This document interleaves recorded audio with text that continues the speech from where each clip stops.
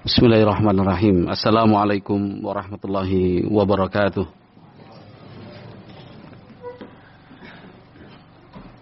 Innal hamdalillah nahmaduhu wa nasta'inuhu wa nastaghfiruh wa na'udzu billahi min shururi anfusina wa min sayyiati a'malina. Man yahdihillahu fala mudilla lahu wa man yudlil fala hadiya lahu. Ashhadu an la ilaha illallah wahdahu la syarika lahu wa ashhadu anna Muhammadan abduhu wa rasuluhu la nabiyya ba'dah. Qala Allahu azza wa jalla fi kitabihil karim, ya ayyuhalladzina amanu taqullaha haqqa tuqatih wa la tamutunna illa wa antum muslimun. Fa inna asdaqal hadits kitabullah wa khairal huda huda nabiyyina Muhammadin sallallahu alaihi wasallam wa syarrul umur muhdatsatuha fa inna kulla muhdatsatin bid'ah wa kulla bid'atin dhalalah wa kulla dhalalatin finnar. Alhamdulillah, pagi ini Sabtu tanggal berapa Safar sekarang? Berapa? 13. Ya, baik. 13 ya. 13 Safar 1444 Hijriah. Untuk Septembernya berarti tanggal 10. Ya, 10 September tahun 2022. Alhamdulillah, untuk yang pertama kali Allah Azza wa Jal memberikan kesempatan berkunjung di Ma'had Al-Imam Asy-Syafi'i di Masohi, Kabupaten Maluku Tengah. Tentunya kita sangat senang dan bahagia karena cahaya dakwah semakin bertambah. Cahaya dakwah walhamdulillah tidak meredup tetapi terus bertambah terang.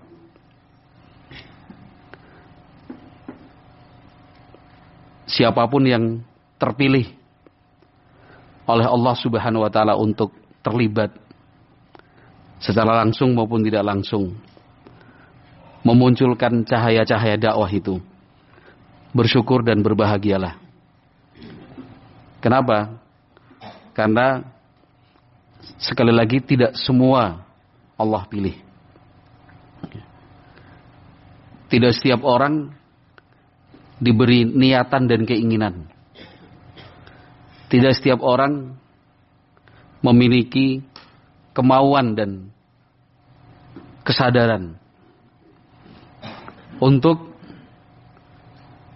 menambah dan memperbanyak cahaya-cahaya itu di atas muka bumi. Rata-rata orang, sebagian besar yang ia pikirkan dan yang diperjuangkan adalah untuk hal-hal yang sifatnya pribadi. Berbicara tentang cita-cita misalkan, hampir setiap anak yang ditanya, apa cita-citanya nanti? Saya ulangi, hampir setiap anak menjawab, cita-citanya adalah A, B, C, D, E, F, G. Dan itu semua ternyata untuk kepentingan pribadi dia. Ya. Baik yang sudah mengenyam pendidikan di ma'had, di pesantren, apalagi yang awam. Nah, ingin punya rumah, ingin punya tanah, ingin punya kendaraan, ingin punya keluarga yang baik, ingin punya anak cucu, ya. Itu kan semua walaupun tidak dicita-citakan memang kebutuhan hidup. Walaupun tidak serius dipersiapkan, mau tidak mau ya harus dia lakukan. Cita-cita itu adalah keinginan untuk bisa memberi manfaat bagi orang lain. Itu baru cita-cita. Kalau cuma bisa punya rumah, punya tanah, ya nggak usah cita-cita. Memang begitulah hidup. Ya. Setiap orang pasti harus punya rumah, harus punya tanah, harus ada keluarga. Ini cita-cita, misalkan membangun dakwah dan menyebarkannya di kampung halaman.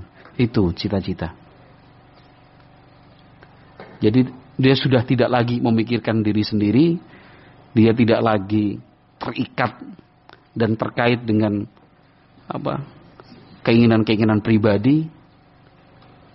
Yang dia inginkan, yang dia cari adalah bagaimana bisa bermanfaat untuk umat. Ya. Mendirikan masjid, menyelenggarakan pesantren, ya. Mendakwahkan Islam di tengah-tengah masyarakat, ya. Di masjid-masjid kaum muslimin, ya. Membiayai dan mendanai para penuntut ilmu syar'i. Itu cita-cita. Begitu? Begitu tidak? Keluarga Taslim, nah, keluarga besar Taslim, nah, begitu tidak? Bin Rustam, cita-cita itu harus begitu. Jangan punya cita-cita hanya untuk kepentingannya sendiri. Begitu Hakim? Bin Dirman, orang siapa? Orang siapa? Itu siapa? Yang ini dari mana? Bula. Dobo, betul, lebih jauh lagi. Cita-cita itu jangan hanya bisa punya rumah, bisa punya tanah, bisa punya mobil, bisa punya anak. Itu bukan cita-cita. Itu kebutuhan hidup. Ya. Kamu mau serius, kalau tidak serius, kamu sungguh-sungguh, kamu main-main, ya tetap akan harus dihadapkan dengan kebutuhan-kebutuhan seperti itu. Tapi bercita-citalah dari sekarang. Ya kan? Dari sekarang sudah punya cita-cita. Apa cita-citanya? Besok pulang kembali ke kampung, bikin pondok, bikin masjid, buka tahfidz, ada dakwah di sana. Itu baru cita-cita. Kalau cuma bisa makan, minum, enak, itu sekali lagi kebutuhan hidup. Alhamdulillah.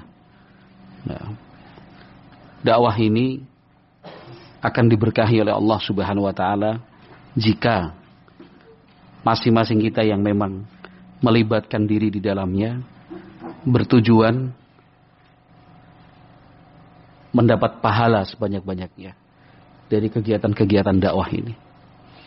Tidak ada tujuan lain, bukan untuk mencari pengikut sebanyak-banyaknya, bukan karena ingin meraup suara, bukan karena untuk bargaining jabatan dan kedudukan, bukan karena ingin mendapatkan proyek-proyek ya, yang bersifat bisnis dan profit, itu bukan. Tetapi melaksanakan perintah dari Allah Subhanahu wa taala untuk mendakwahkan Islam di atas muka bumi,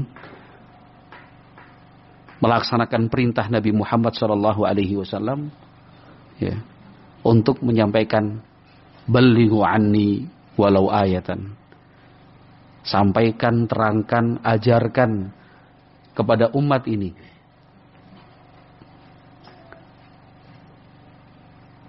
walau ayatan, meskipun hanya satu ayat saja. Ya, meskipun hanya satu ayat saja. Ikhwati fillah, ma'asyiral muslimin rahimakumullah. Maka setiap kita sebenarnya memiliki potensi untuk mengambil andil dan juga memegang perannya masing-masing. Ibarat sebuah bangunan, berdakwah itu terdiri dari banyak komponen. Ada tiang, ada pondasi, ada dinding, ada lantai, ya, ada atap, ada sayap kanan kiri, ya, ada instalasi penerangannya, dan tidak cukup sampai di situ kan. Perlu dirawat, harus dijaga, bila perlu dikembangkan bisa lebih baik. Nah, ibarat bangunan berdakwah pun seperti itu. Ya. Maka yang bisa kita lakukan adalah saling memahami dan saling mengerti tentang kemampuan dan potensi masing-masing. Kita tidak memaksa dan menuntut si A, si B harus begini. Karena memang potensi yang dia punya bukan di situ, tetapi di sana. Kita yang memang memiliki potensi dan menjadi sumber daya yang ada, jangan menutup diri. Jangan kemudian berusaha sembunyi. Tidak mau dan tidak ingin potensinya tergali. Janganlah. Yang punya kemampuan, kemampuannya dikeluarkan. Iya, niat ikhlas itu terus harus diperhatikan.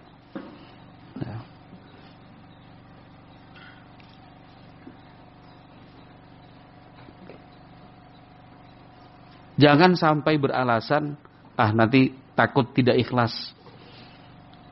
Lebih baik saya jadi ikhwan biasa saja.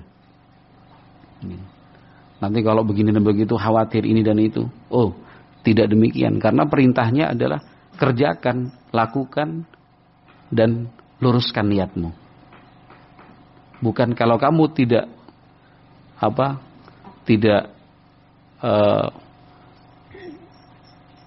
memperhatikan niat, kalau kamu takut ini dan itu, sudah kamu diam saja. Bukan begitu kan? Tapi perintahnya ud'u ila sabili rabbika bil hikmati wal mau'izatil hasanah. Itu perintahnya. Berdakwahlah. Ya, ajaklah orang untuk menjalani kebaikan, untuk melaksanakan Islam dengan cara yang hikmah, dengan mau'izah yang baik. Contoh dan teladan kita siapa kalau bukan Rasulullah sallallahu alaihi wasallam? Contoh dan teladan kita siapa lagi kalau bukan para sahabat yang mulia radhiyallahu anhum ajmain? Kalau kita perhatikan, para sahabat Nabi radhiyallahu anhum ajmain masing-masing itu punya peran. Ya. Tiap-tiap sahabat menonjol di bidangnya. Ada para sahabat yang kita kenal sebagai ulama. Mereka memang memiliki keilmuan dan diakui keilmuannya. Abu Hurairah, Anas bin Malik, Ibnu Abbas radhiyallahu anhuma, Abu Sa'id Al-Khudri. Ada sahabat-sahabat yang kita kenal sebagai ahli ibadah. Para sahabat semuanya ahli ibadah. Tapi ada yang menonjol. Para sahabat pun demikian, semuanya ulama. Semuanya berilmu, tetapi keilmuan sebagian itu lebih menonjol dibandingkan yang lain. Seperti beberapa nama yang kita sebutkan tadi. Para sahabat ada yang dikenal menonjol dalam hal ibadahnya. Sahabat Abdullah bin Amr ibn al-As. Ya. Hadis-hadisnya jelas itu. Yang ada tawar-menawar dengan Nabi Muhammad SAW tentang puasa. Ya. Demikian juga sholat malamnya. Sahabat Abdullah bin Umar radhiyallahu anhu juga ahli ibadah. Ya. Sahabat Abu Darda, sahabat Abu Dzar, sahabat Salman Al-Farisi itu dikenal sebagai ahli ibadah. Ada juga nama-nama sahabat yang menonjol dalam hal kemiliteran. Khalid ibn Walid, Abu Ubaidah ibn al-Jarrah, ya. Sa'ad bin Abi Waqqas, ya. Zubair ibn al-Awam, Talhah ibnu Ubaidillah. Itu nama-nama sahabat yang menonjol dalam hal apa? Kemiliteran. Para sahabat mereka semuanya terlibat dalam jihad fisabilillah, dalam hal kemiliteran. Mereka punya kemampuan berperang, tapi ada yang menonjol di sana. Nah.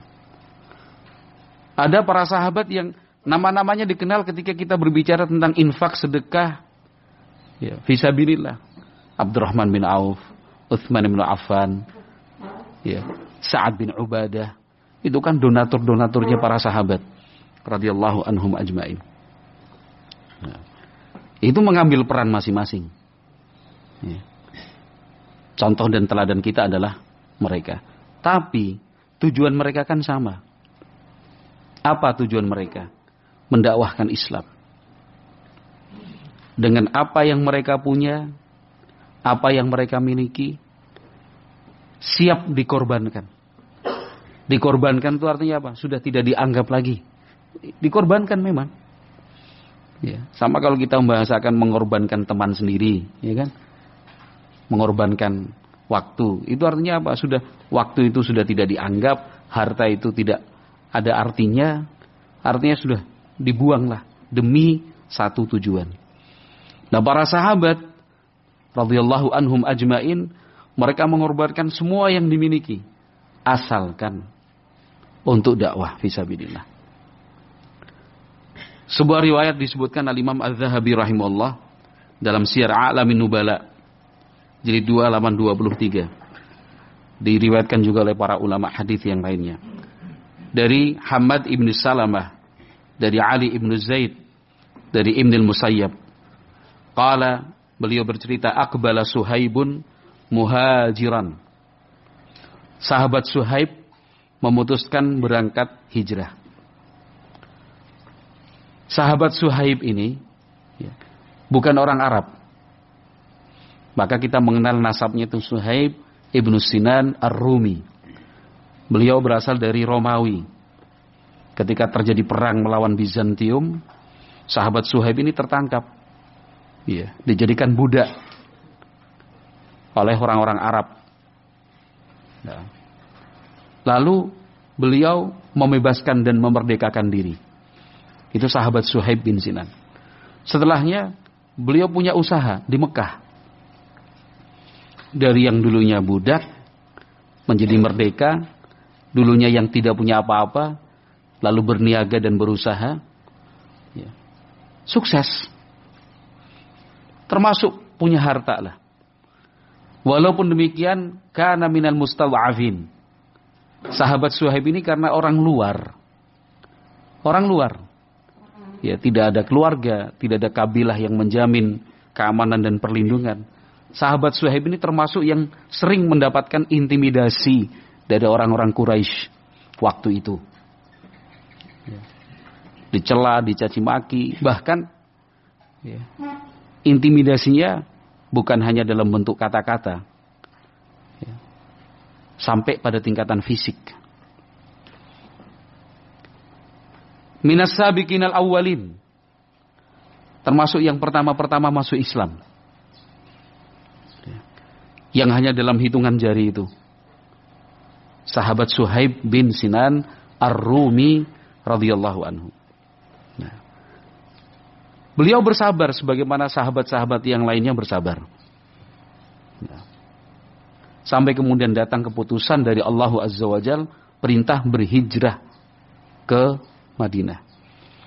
Sahabat Suhaib termasuk yang menyambut. Bahkan semangatnya tinggi untuk berhijrah.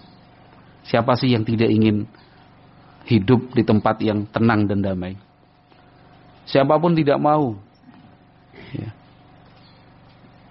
tinggal menetap di sebuah tempat yang penuh dengan konflik, pertentangan, yang tidak memberikan rasa nyaman, terutama dalam hal beribadah.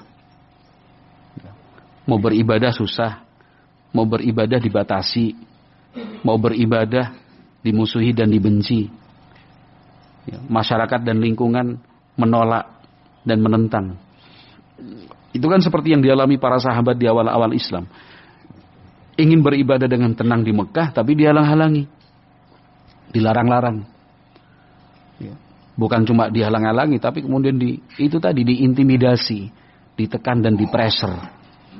Bahkan sampai ada yang kemudian meninggal dunia karena kenapa? Disiksa, dibunuh. Perintah hijrah artinya perintah untuk carilah tempat yang memungkinkan dan memberikan rasa nyaman untuk beribadah. Di sini ada yang perlu kita garis bawahi, bahwa dalam hidup yang menjadi tolak ukur, yang menjadi barometernya adalah ketenangan di dalam beribadah. Itu yang dicari, itulah yang harus diperjuangkan. Demi memperjuangkan hal itu, maka yang lain mesti dikorbankan. Kenapa? Karena dua kutub antara utara dan selatan itu tidak mungkin dipersatukan. Ya. Kita harus memilih. Nah, ini kesenangan duniawi dengan semua fasilitas-fasilitasnya. Tetapi ketenangan beribadah terganggu. Atau memperoleh ketenangan dalam beribadah, namun tidak ada fasilitas, tidak ada sarana dan yang lain-lain seperti pada pilihan yang pertama. Contohlah di sini. Enggak usah jauh-jauh lah. Ya. Ini kan sekarang fasilitas apa sih yang ada di sini nih? Listrik enggak ada. Sinyal kabur-kabur. Ya. Air susah, jalan begini, enggak ada keramaian. Mau belanja warung paling dekat di mana? Jalan kaki kan susah. Jauh. Itu tadi fasilitas-fasilitas itu nggak ada. Tapi kita bisa menemukan ketenangan beribadah di sini. Mempraktekkan, mengamalkan sunnah dengan seluas-luasnya. Ya. Dengan seluas-luasnya. Terjaga dan terhindar lebih maksimal dari kemaksiatan-kemaksiatan. Nah, inilah yang disebut dengan perjuangan. Ya kali ini saja contohnya di sini. Pondok Imam Syafi'i Masohi. Tapi hal ini juga berlaku untuk yang lain-lain lah. Sama. Ya, sama. Kalau di Kebun Cengkeh bagaimana? Kampung Muhajirin. Itu ramai juga segala macam. Iya betul ramai. Tapi siapa yang tinggal di situ? Nanti kadang-kadang atau mungkin ada pertanyaan, itu yang di Masohi sepi. Kalau yang di Ambon itu bagaimana? Berarti kita harus tinggalkan Kampung Kisar, Kampung Muhajirin, cari tempat yang sepi. Enggak, bukan. Pengertian tempat yang tenang itu bukan hanya karena faktor sepi dan ramai. Ya. Ketenangan dalam beribadah. Sekarang yang tinggal di situ, contohnya Pak Dasmin. Pilih mana Pak Dasmin? Di Kampung Muhajirin atau Kampung Tarafu? Kampung Tarafu itu kampungnya Pak Dasmin di bawah-bawah sana. Iya kan? Di sana mau mengamalkan sunnah susah. Iya, mau sekuat apa dalam menjaga istiqomah, sementara kanan kiri sedikit-sedikit tawuran, dikit-dikit baku pukul, baku parang, baku tusuk, baku tikam. Ya. Itu Pak Dasminnya kuat. Kalau keluarganya, istrinya, anak-anaknya pakai hijab. Ada tekanan, ada ejekan dan segala macam. Tapi kan itu tidak dirasakan ketika sudah berpindah dan berhijrah ke Kampung Muhajirin. Namanya aja Muhajirin. Orang-orang hijrah. Sama juga dengan di Nania sana. Tetap kita akan milih Kampung Muhajirin. Kanan kiri ikhwan sendiri, muka belakang sesama ahlu sunnah. Ya kalau ada masalah, mana sih di dunia ini yang gak ada masalah? Biar kita tinggal di bawah sana, di dekat sungai saja tetap ada masalah. Apa masalahnya? Sunyi dan sepi itu. Iya. Mau tinggal di tengah hutan sana gak ada orang, cuma satu keluarga, ada masalah gak? Ada masalah dengan babi. Betul gak? Muhammad Aldiansyah. Iya. Masalah dengan babi, katong tanam ini segala macam, babi datang sana. Ada, dimanapun ada masalah. Ya, bukan berarti kemudian kalau semuanya ahlu sunnah tidak ada masalah. Bukan. Tempat yang tidak ada masalah cuma satu, di surga sana. Ini kalau selama masih hidup di dunia pasti ada masalah. Tapi kan masalahnya ya bisa diselesaikan dengan ilmiah. Dan juga tidak mengganggu ketenangan beribadah begitu. Alhamdulillah. Ini sahabat Suhaib bin Sinan Ar-Rumi radhiyallahu anhu yang beliau pikir, beliau cari bagaimana bisa beribadah dengan tenang. Itu saja, nggak ada yang lain. Ya. Akhirnya beliau putuskan untuk berangkat berhijrah. Di zaman itu berangkat berhijrah itu bukan acara yang dipestakan,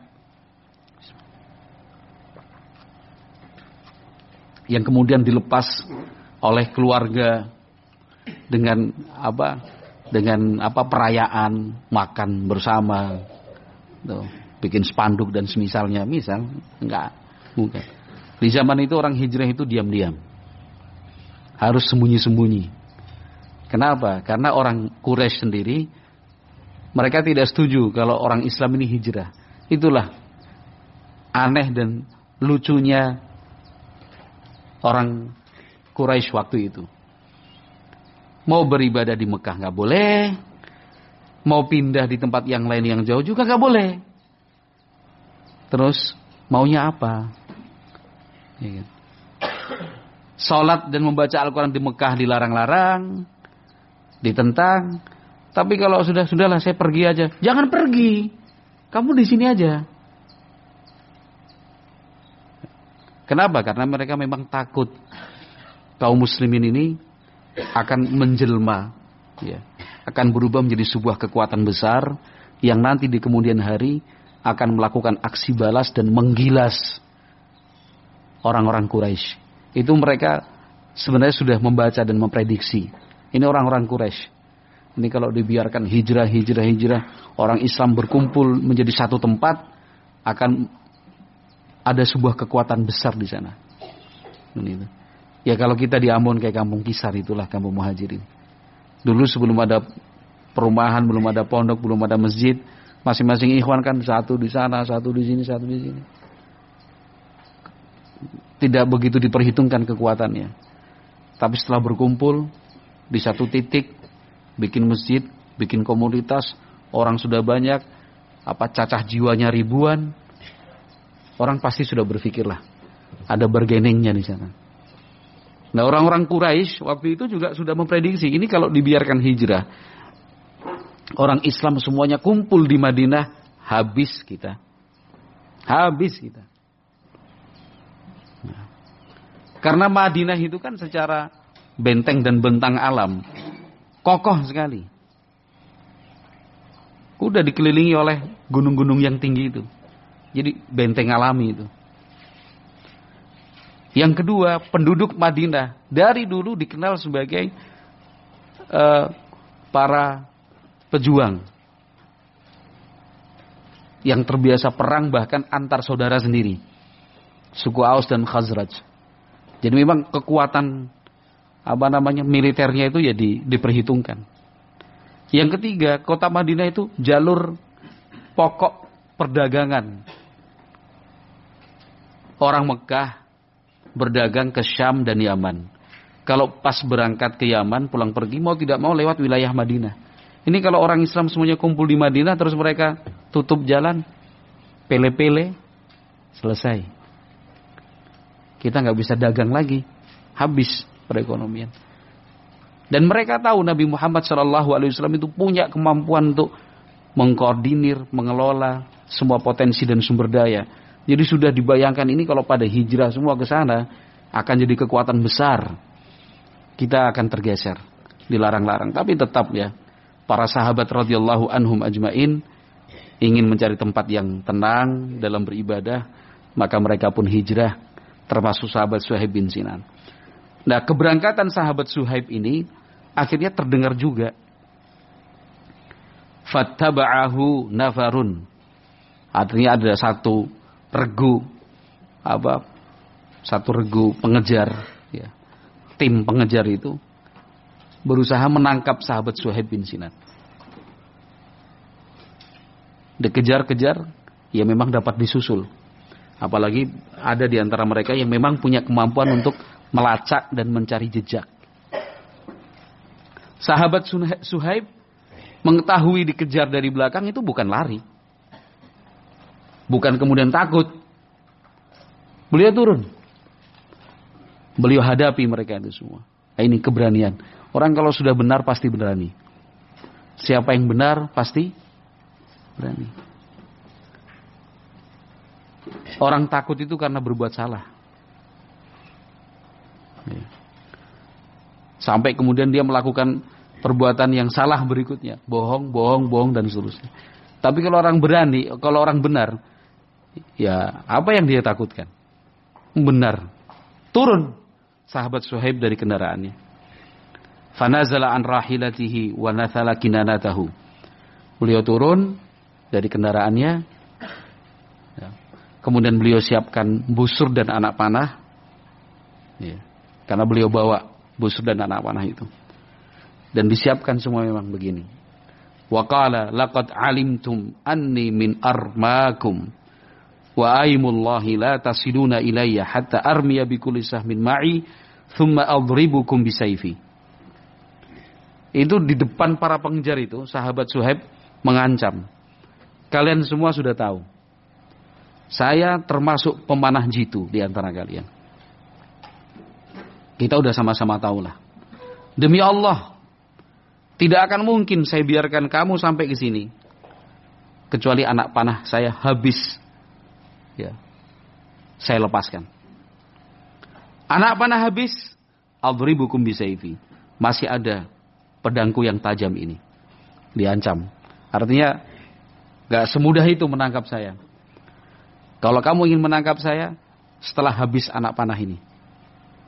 Nah, itu pun dengan kata-kata anni min armakum. Saya termasuk pemanah jitu. Dan memang penduduk Mekah tahu sahabat Suhaib ini pemanah jitu. Ya. Anak panah habis, masih ada pedang. Fa in syi'tum dalaltukum ala mali wa khallaitum sabili. Sudah, kita nego saja. Biarkan saya pergi, akan saya tunjukkan di mana saya simpan hartaku selama ini. Di mana tempat menyembunyikan uang, emas, perak dan lain-lain. Ya tentunya mereka kan juga manusia. Ya. Namanya aja mereka di atas kebatilan. Mereka melakukan seperti itu juga ada unsur terpaksanya. Pasti mereka berpikirlah para pengejar ini. Pikir-pikir ini kalau kita paksa tangkap dia, pasti ada di antara kita yang mati juga kena anak panahnya. Dan itu. Artinya belum tentu menang dengan gemilang lah. Pasti mengalami kerugian. Gitu. Iya kalau kita bisa tangkap dia. Kalau ternyata dia mati terbunuh juga, pikir-pikir, ya lebih baik, sudahlah kita biarkan dia. Kan kita dapat harta. Nah. Qalu naf'alu. Ada nego seperti ini, tawaran dari sahabat Suhaib. Orang-orang tadi mengatakan naf'al. Ya, kami setuju.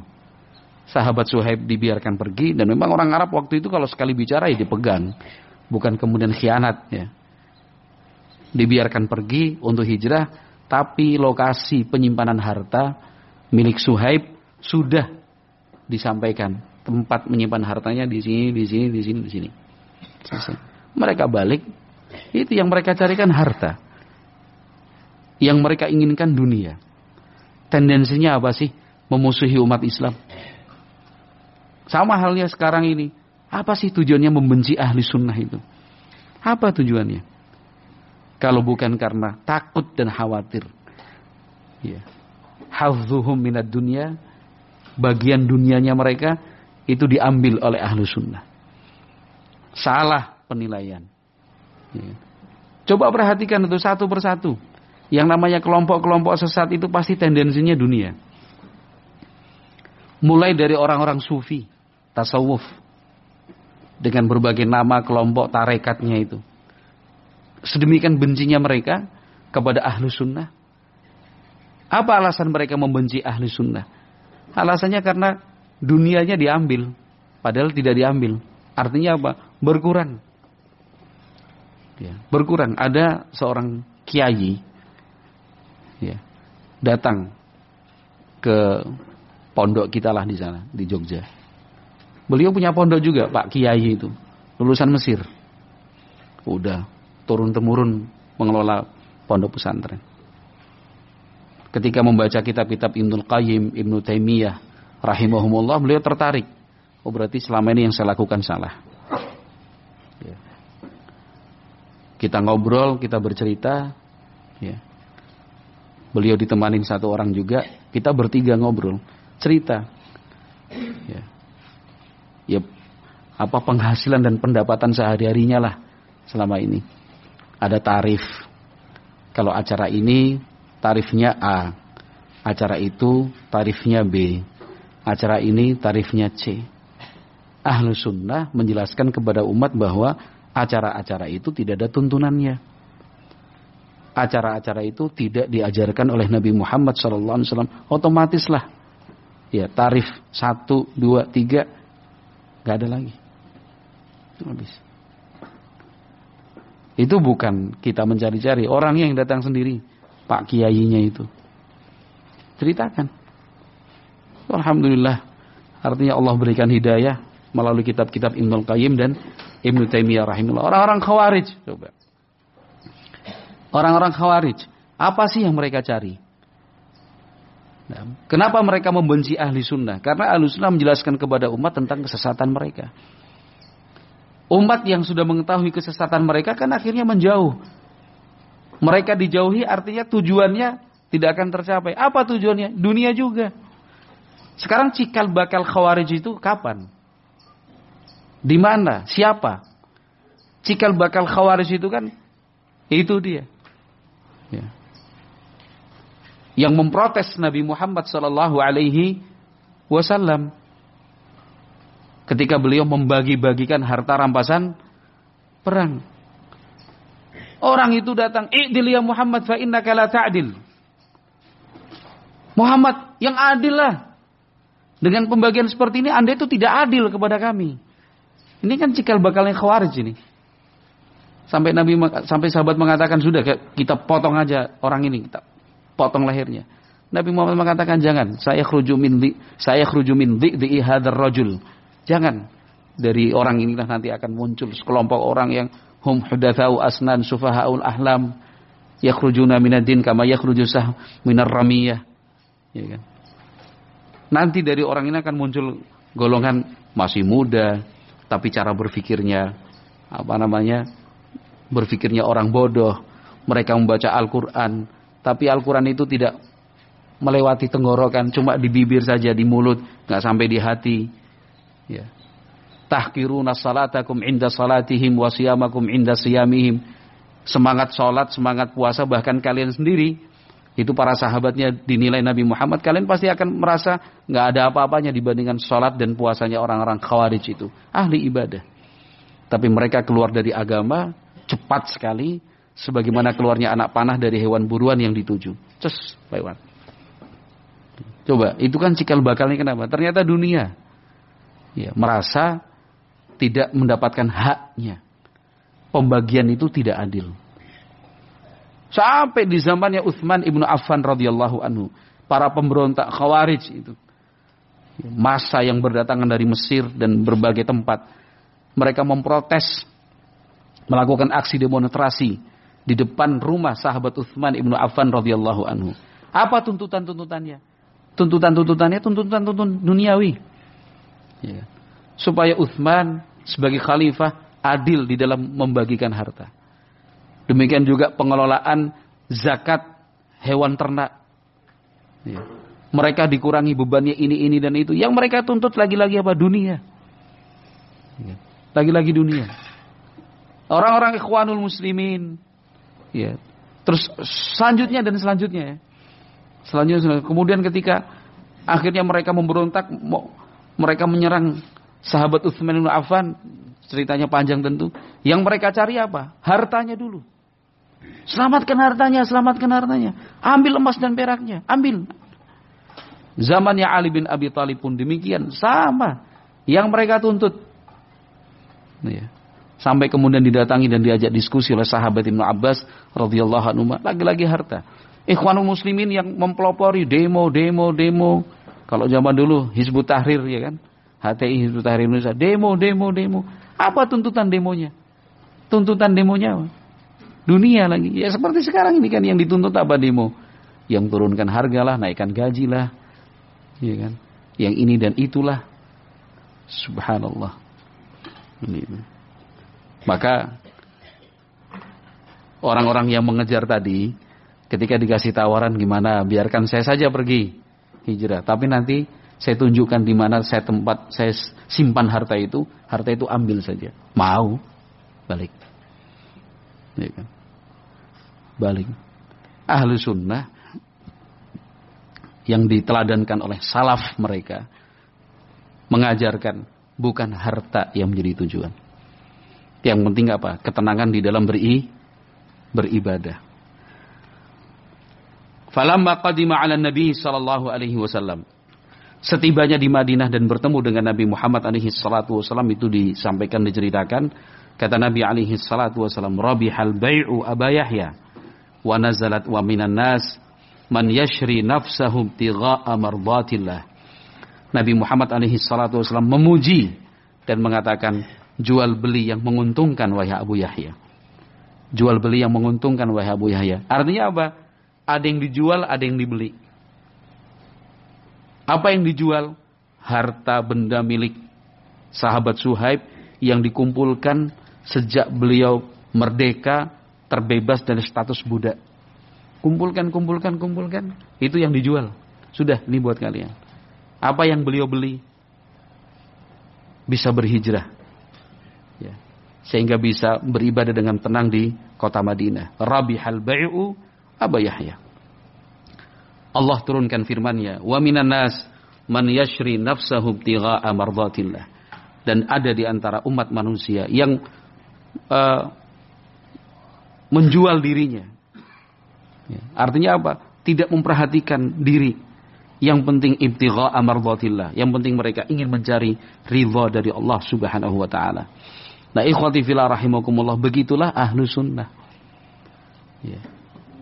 Semua kita lah dia korbankan. Sesuatu yang dianggap oleh kebanyakan orang sebagai sebuah kegilaan. Ya, sebuah kegilaan. Banyak dari kita itu dulu dalam pandangan umumnya orang itu sudah hidup dengan mapan. Gaji besar. Fasilitas lengkap. Ditinggalkan. Begitu Pak Didi. Mana dia? Mana orangnya? Nah, itu sudah. Dulu bagaimana? Proyek terus Pak Didi. Sekarang pilih-pilih lah. Ya proyek boleh. Halal. Pilih-pilih. Ami Bahtiar sudah. Jakarta. Tinggal kenangan. Mana Ami Bahtiar? Keluar Ami Bahtiar. Sudah. Tinggal. Keluarga besar protes. Bagaimana sudah? Penghasilan banyak di Jakarta. Ini itu. Tinggal. Pulang kampung. Bos. Tolak. Izin pulang bos ke Masohi. Tolak. Jangan. Pertahankan. Apa segala macam.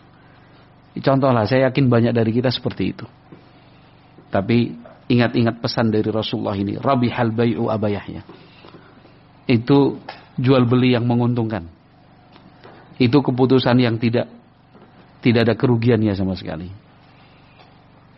Artinya, berarti kalau dihitung secara jual beli, ini harta yang begitu banyak tadi, itu ternyata kan nilainya lebih kecil dibandingkan bisa beribadah dengan tenang. Sampai-sampai Nabi mengatakan Rabihal bai'u Aba Yahya.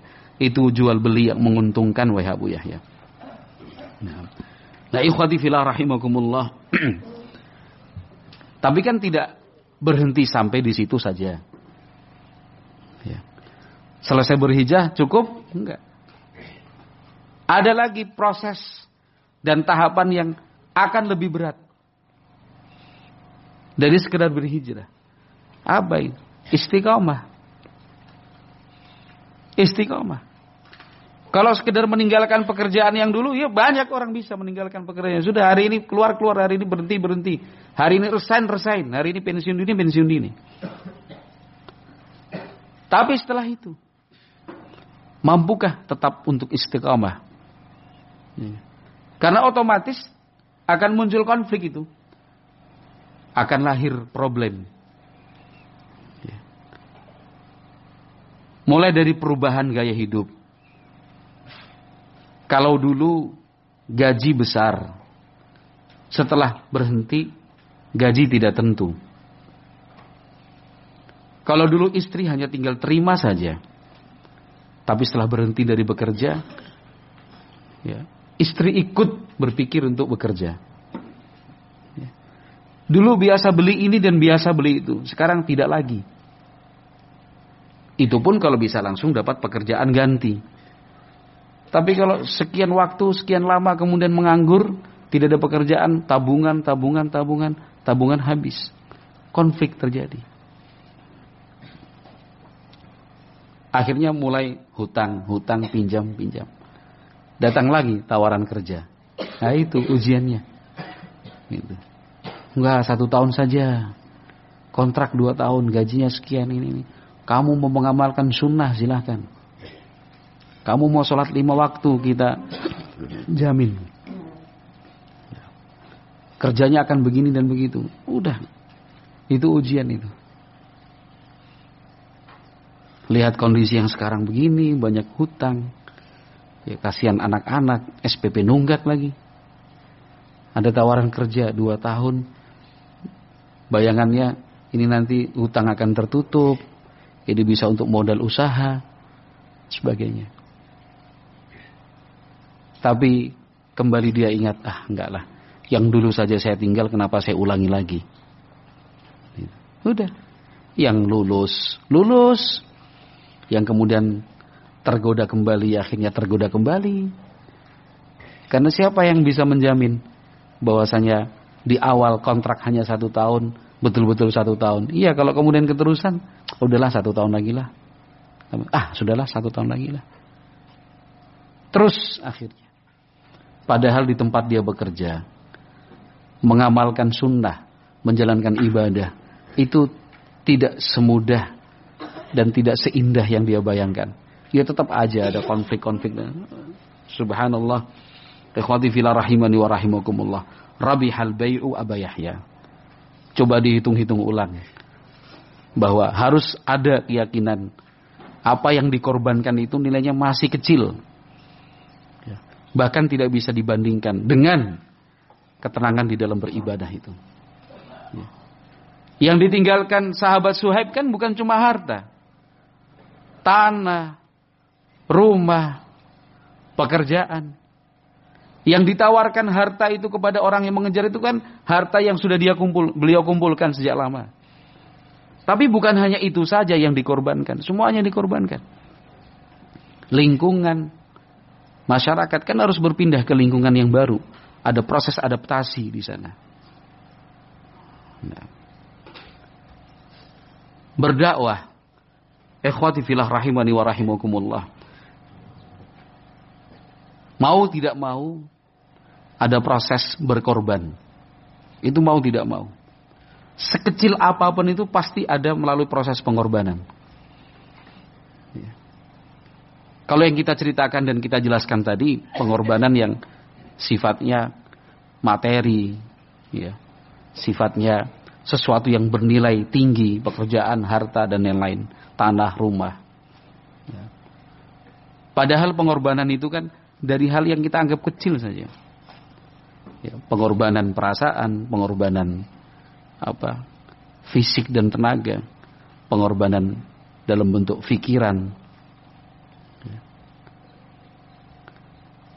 Berpisah dan meninggalkan suatu komunitas atau sebuah lingkungan yang bertahun-tahun bahkan sekian lama ada di lingkungan itu. Bagaimana akhirnya dia memutuskan untuk stop komunikasi. Nah, stop komunikasi. Itu kan pengorbanan juga. Kadang-kadang muncul dalam ingatan. Kadang-kadang melintas dalam pikiran. Dengan apa? Dengan komunitasnya yang lama. Teman-teman dekat. Tapi yang mendekatkan mereka sebagai teman bukan agama, bukan ibadah. Dunia. Komunitas musik. Misal. Ya, misal. Banyak teman-teman kita dulu itu pemusik. Ya. Punya band, punya grup, sudah punya langganan. Ada ikhwan kita seperti itu, dulunya aktif di musik Kus Plus ya. Kus Plus yang model-model musik seperti itu. Ada ikhwan kita tiap hari anak ketemu sama beliau itu taklim. Sampai punya klub sendiri, laku keras, disukai, sering dipanggil. Tapi ketika memutuskan berhenti, itu kan ada yang dia korban. Kenapa itu? Ya selain penghasilan dan segala macam. Sekarang beliau jual mie ayam. Alhamdulillah laris juga, udah berangkat umroh juga sama saya, alhamdulillah. Tapi bagaimana harus berpisah dan meninggalkan komunitas itu. Nggak ada masalah sebenarnya. Masalahnya cuma itu sudah tahu itu haram. Tapi kalau secara pertemanan baik dan segala macam. Cuman takut. Ini kalau tidak putus pasti akan dibawa. Pasti akan diminta kembali. Akan dibujuk dan dirayu. Ya. Apalagi kalau datang sudah dengan bawa gitar, bunyi begini. Ya. Udah kenangan-kenangan yang lama nanti bangkit lagi. Udah putus. Ya. Nomor handphone diganti.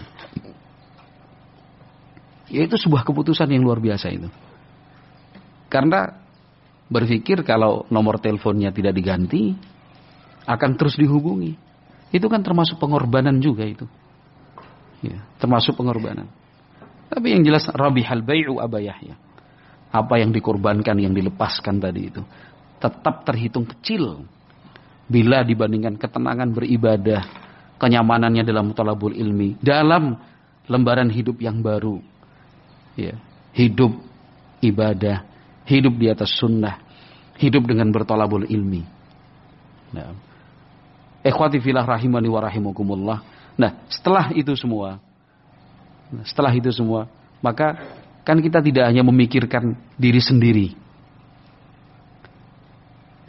Tidak hanya kemudian mencari kesenangan dan kebahagiaan sendiri.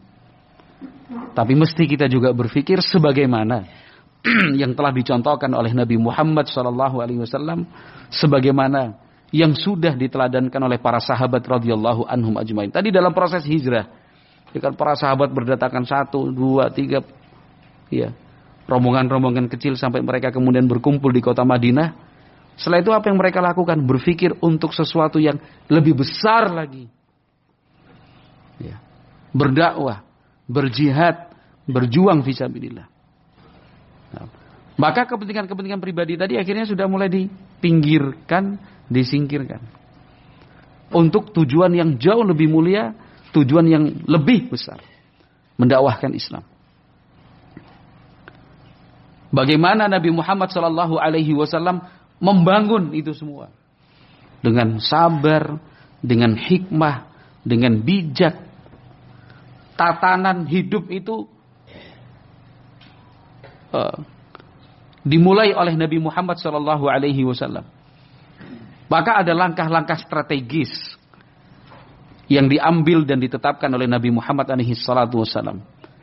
Yang itu ibarat pondasinya. Beliau bangun pondasi itu. Beliau gali dalam-dalam supaya pondasi itu kuat sehingga bangunan di atasnya pun nanti bisa lebih besar. Nah, sampai di kota Madinah, ya, beliau mempersaudarakan Ansar dan Muhajirin. Diikat dalam persaudaraan. Sampai di kota Madinah, beliau memilih lokasi untuk membangun masjid. Ya. Sampai di kota Madinah, beliau menjalin komunikasi dengan komunitas-komunitas yang ada di sana, Yahudi, ya, para penduduk yang ada di sana, ahlul kitab, dibuat perjanjian-perjanjian.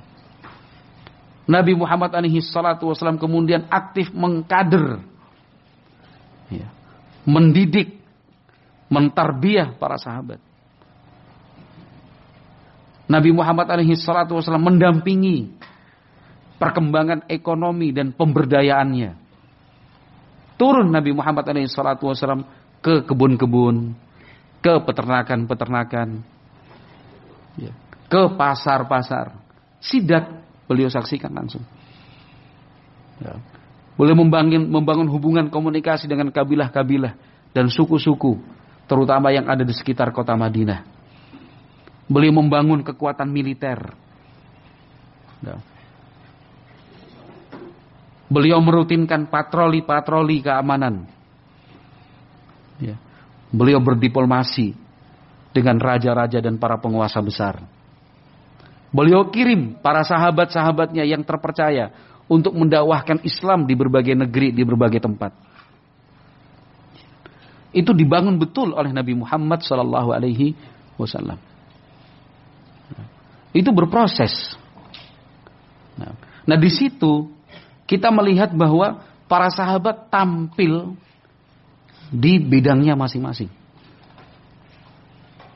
Nah, maka pelajaran yang bisa kita ambil adalah ya, jangan sampai tertinggal dalam berdakwah. Ya. Ambil andil dan peranmu di dalam berdakwah. Apa sih yang bisa saya lakukan? Apa yang dapat saya kerjakan? Jangan hanya menjadi penonton, tapi ikutlah bermain. Jangan hanya menjadi komentator, tapi harus aktif di lapangan. Jangan hanya sekedar menilai, wah begini salah, itu ustadz begini-begini, ikhwan itu begini. Pas Katong tanya dia, terus antum bisa apa? Ana ikut saja. Nggak bisa. Apa yang antum punya? Apa yang antum miliki? Nah, ilmu, harta, pikiran, tenaga, doa, kemampuan, skill dan keterampilan, hubungan yang baik, kenalan ya, dengan sekian banyak kalangan, itu dimanfaatkan. Ya, itu dimanfaatkan secara langsung ataukah menggunakan media. Dibangun itu semua.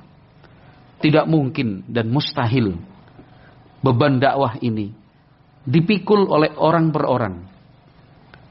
Sesuatu yang pasti di luar batas kemampuan manusia. Kalau beban dakwah ini hanya diemban oleh ustadz-ustadz saja, itu mustahil.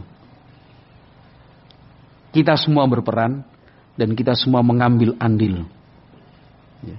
Ya ibarat bangunan lah, kita sebagai apanya. Walaupun hanya seperti paku ya, yang ditancapkan di dinding untuk naruh jam dinding. Walaupun hanya paku kecil ditaruh di mimbar untuk mencantolkan mikrofon. Yang penting jangan ketinggalan. Jangan merasa tidak mampu. Jangan merasa saya tidak bisa. Para sahabat radhiyallahu anhum ajma'in tidak mengajarkan seperti itu. Sahabat Abdullah ibni Ummi Maktum radhiyallahu anhu itu kan seorang sahabat yang buta. Ya. Seorang sahabat yang buta. Orang buta bisa apa? Pertanyaannya. Orang buta selalu tidak dianggap. Tidak bisa apa-apa. Orang buta ya, tidak diberi tempat. Karena banyak orang menganggap orang buta itu sebagai beban saja. Ya. Tapi sebuah keinginan dan semangat yang luar biasa ya, membalikkan itu semua. Sahabat Abdullah bin Ummi Maktum radhiyallahu anhu buta, tapi beliau punya suara. Ya. Suara yang luar biasa indah, maka dipilihlah menjadi muadzin. Orang buta jadi muadzin. Tahu waktu sholat dari mana? Lihat matahari nggak bisa, menyaksikan fajar terbit nggak mungkin. Melihat matahari tenggelam bagaimana? Buta. Tapi diberi kesempatan untuk mengumandangkan azan. Radhiyallahu anhu.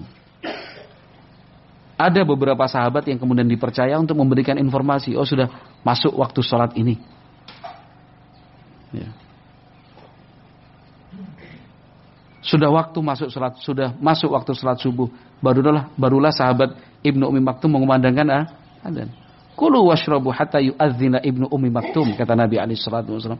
Pokoknya selama Ibnu Ummi Maktum itu belum adzan, makan minum. Sahur maksudnya puasa. Makan minum sampai kalian mendengar suaranya Ibnu Ummi Maktum mengumandangkan adzan, itu berarti sudah waktu masuk subuh. Kenapa? Karena ada yang menjelaskan asbah. Oh sudah waktu subuh. Orang buta. sahabat Nabi radhiyallahu anhu. Dalam berjihad fisabilillah, orang berangkat, beliau ditinggal, tapi dipercaya untuk menjadi pemimpin yang menggantikan kedudukan Nabi Muhammad di kota Madinah. Karena di kota Madinah ditinggal, ada anak-anak, ada perempuan, ada orang tua, ada orang cacat, ada orang sakit yang nggak mampu berangkat. Nah, yang memimpin mereka siapa? Ibnu Ummi Maktum, buta, radhiyallahu anhu. Meninggalnya di mana Ibnu Ummi Maktum? Di tempat tidurnya? Tidak. Di rumahnya? Tidak. Di tengah jalan? Tidak. Di kebun, di ladang? Tidak. Meninggalnya di medan perang. Orang buta. Nah. Al-Imam Az-Zahabi rahimallahu ta'ala menyebutkan riwayat dari Thabit Al-Bunani, dari Ibnu Abi Layla, anna Ibnu Ummi Maktumin qala ay rabbi anzil uzri fa anzalat ghairu ulil dharari minal mujahidin. Ibnu Ummi Maktum berdoa kepada Allah, ya Allah, wahai Rabbku, turunkanlah firman-Mu yang menjelaskan uzurku, karena buta kan gak bisa berangkat berjihad fisabilillah. Beliau sedih gak bisa berangkat berjihad fisabilillah, karena pada prakteknya toh akan menjadi beban juga. Wong namanya berperang berjihad itu kan nyawa urusannya, hidup mati. Ingin yang membantu malah merepotkan nanti. Allah turunkan ghairu ulil dharari, kecuali orang-orang yang buta. Ya. Sudah turun uzurnya, artinya sangat dimengerti dan dimaklumi. Tidak berangkat berperang pun boleh. Uzurnya itu bukan dari siapa-siapa lagi, tapi dari Allah Subhanahu wa ta'ala. Sudah jelas ada uzurnya, jelas. Bukan kita yang cari-cari uzur, bukan kita yang buat-buat alasan. Ada waktunya ta'awun, kerja bakti, bersih-bersih, ngecor. Aduh, ada sakit perut ini, masuk angin, kepala pusing, gitu.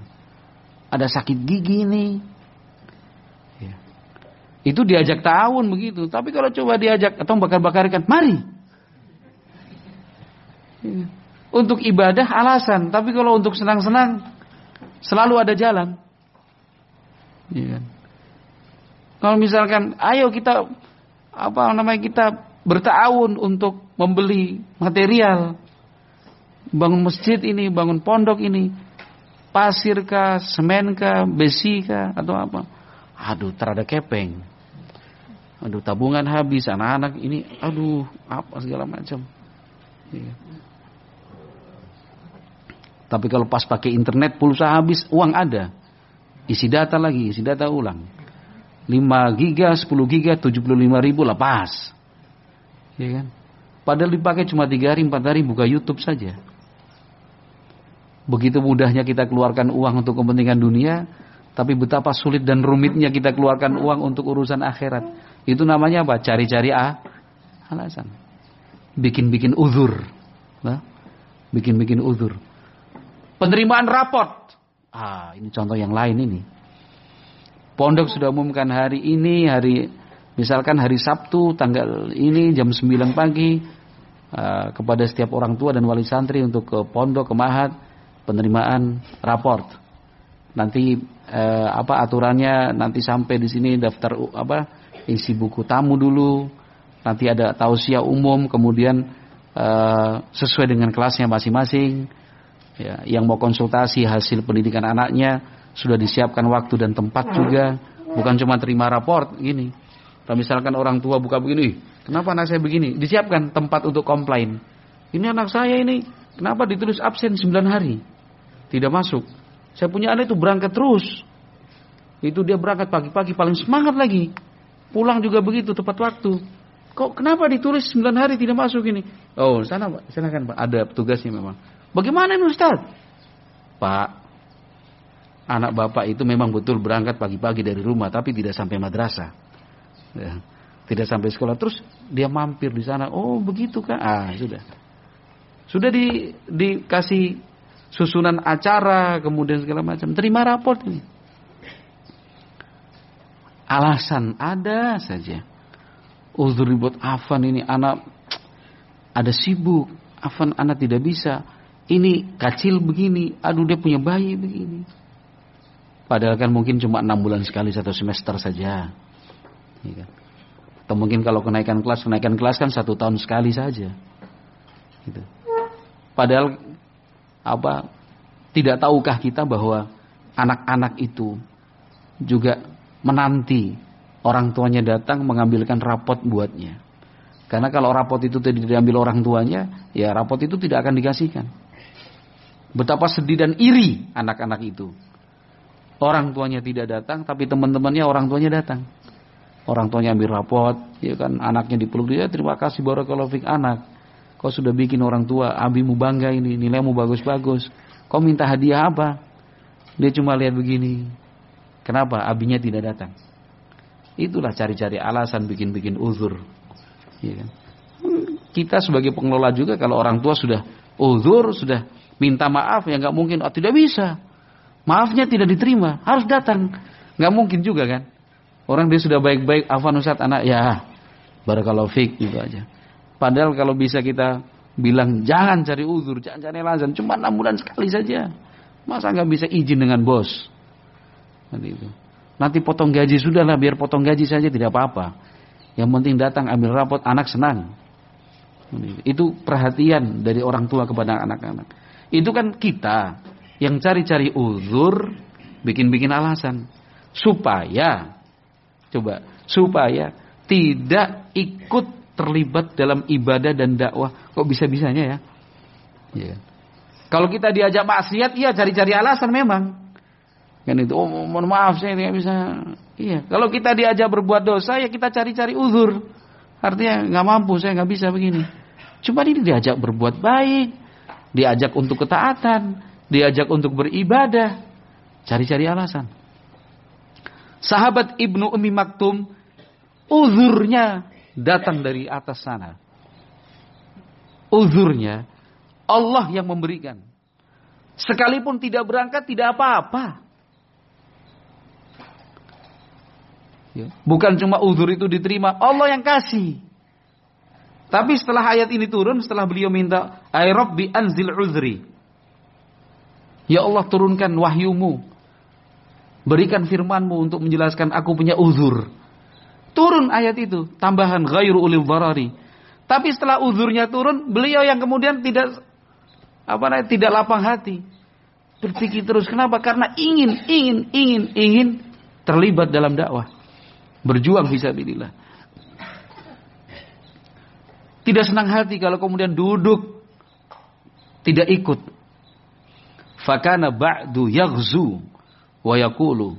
Setelah turun uzur, beliau malah berangkat berjihad fisabilillah.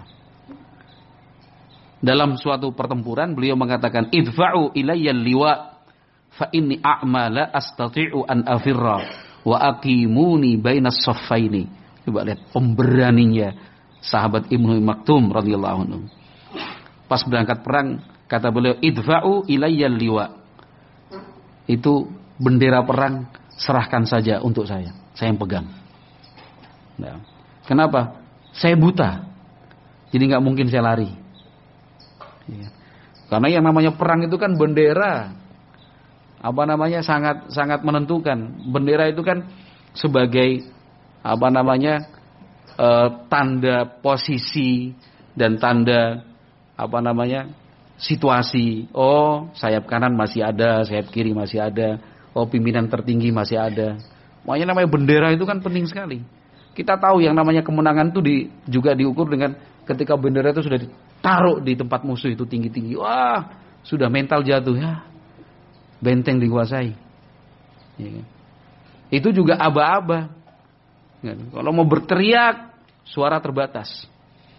Ya, karena suara itu kan ada ukurannya. Tapi kalau dengan bendera walaupun jauh masih bisa kelihatan. Ya kan?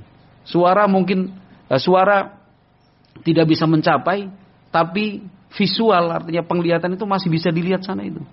Kita berteriak, "Woi!" Belum tentu dia dengar. Tapi kalau kita pakai bendera begini, orang masih bisa lihat. Ya kan? Visual namanya penglihatan. Sahabat Ibnu Maktum mengatakan, "Idfa'u ilayya liwa." Itu bendera serahkan saja sama saya. Saya kan buta, nggak mungkin saya lari. Wa aqimuni bainas saffain. Posisikan saya tepat di antara dan di tengah-tengah dua pasukan ini. Nah, radhiyallahu anhu. Jadi mau bilang bagaimana? Yang buta saja itu ikut berjuang. Padahal dapat uzur. Dimaafkan oleh Allah Subhanahu wa taala, langsung dari Allah Subhanahu wa taala. Sahabat Amr ibn al-Jamuh radhiyallahu anhu, ya kan seperti itu juga.